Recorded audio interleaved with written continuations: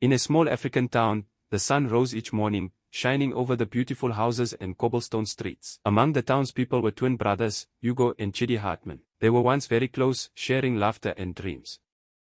However, as they grew older, jealousy and ambition began to create a rift between them. Ugo was the star of the family. He excelled in school and sports, earning a scholarship to a prestigious law school. Chidi, on the other hand, struggled to find his own path and felt overshadowed by his brother's success. One night, during a heated argument, Chidi's frustration boiled over. "Why do you always have to be the best, Ugo?" Chidi shouted, bitterness in his voice. "You think you're better than me just because you can memorize a few laws." "I'm not trying to be better, Chidi," Ugo replied, concerned. "I just want to succeed." "You can too if you work hard." "What's the point?" Chidi scoffed. "I'll always be in your shadow." A few weeks later, the peace of the town was shattered when a local jewelry store was robbed. Among the stolen items was a precious locket that belonged to their late mother. The town buzzed with gossip and tensions rose. Chidi, feeling the weight of Ugo's achievements, saw a chance to escape his feelings of inadequacy. One evening, as they sat in silence, Chidi hatched a dark plan. "Ugo," he said, pretending to be concerned, "I heard something strange near the jewelry store last night." "You were out late, right?" Ugo looked confused. "I was at the library studying." "You know that?" "Were you really?" Chidi pressed, suspicion in his voice. "Or were you planning something?" Ugo frowned, sensing something was off. "What are you talking about?" But Chidi had already made up his mind. He would accuse Ugo of the robbery to free himself from feeling inferior. The next day, the police came to their house. Chidi wasted no time. "I saw Ugo near the store the night of the robbery," he said confidently. He was acting suspiciously. Ugo's heart sank as the officers turned to him. "Is this true, Ugo?" one officer asked. "Of course not. I was at the library." Ugo protested, but it was too late. Chidi's words had planted doubt in everyone's minds. As the investigation continued, Chidi's lies took shape. He claimed to have seen Ugo leave the scene, and soon, whispers of betrayal filled the air. Friends turned against Ugo, believing he was guilty. One night, Ugo confronted Chidi in anger.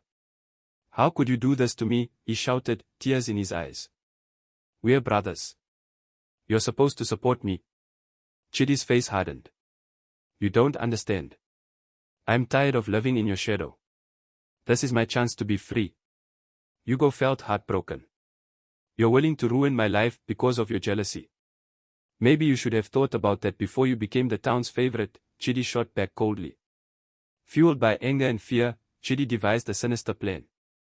He lured Ugo into the woods, pretending he wanted to make amends. "Let's talk, Ugo." "Just you and me," Chidi said calmly. As they walked deeper into the forest, the moonlight barely shone through the trees.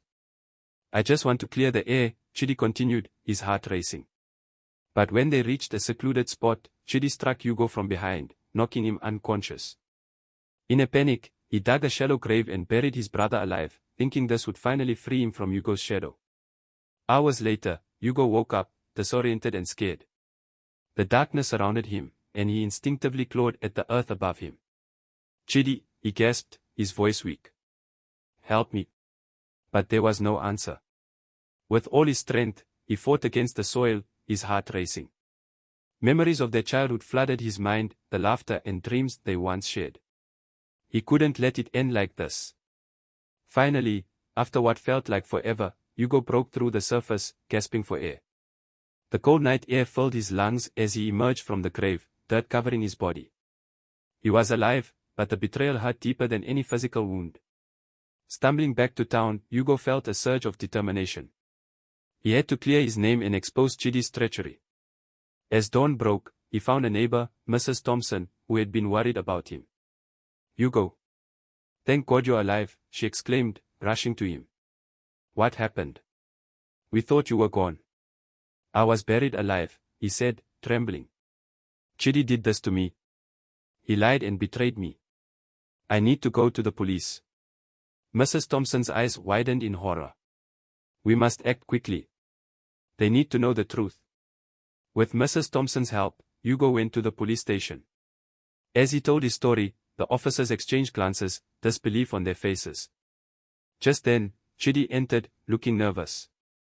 "Ugo, you're back," Chidi said, pretending to be innocent. "What's going on?" Ugo stepped forward, his voice steady. "You know what you did, Chidi. You betrayed me, and I won't let you get away with it." Chidi's act fell apart. "You think anyone will believe you? I'm the victim here. You were always the troublemaker." The officers, realizing the truth, moved to arrest Chidi. "You're under arrest for assault and false accusations," one officer declared, handcuffing him. The trial that followed was a big event in town. People gathered to hear the truth. Ugo bravely recounted what happened, his voice strong despite the pain. Chidi struggled to defend himself, but the evidence was clear. In the end, Chidi was found guilty, and the community was shocked. Ugo, though hurt by the betrayal, found comfort in the support of those who believed in him. He focused on his studies, determined to become a lawyer and fight for justice. As the years passed, Ugo rebuilt his life. He became a respected attorney, known for his commitment to the truth. He often thought about his relationship with Chidi, mourning the bond lost to jealousy and betrayal. One evening, as he stood on the steps of the courthouse, he saw a familiar figure in the distance. It was Chidi, looking gaunt and hollow, a shadow of the brother he once knew.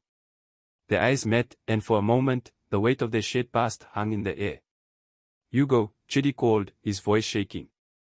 "I." "Save it," Ugo interrupted, his heart heavy.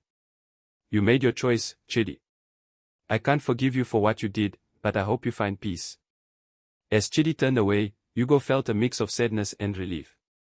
He had survived the darkness, and although the scars would always remain, he was determined to forge a new path, one built on truth, justice, and the hope that one day, the shadows of betrayal would fade away.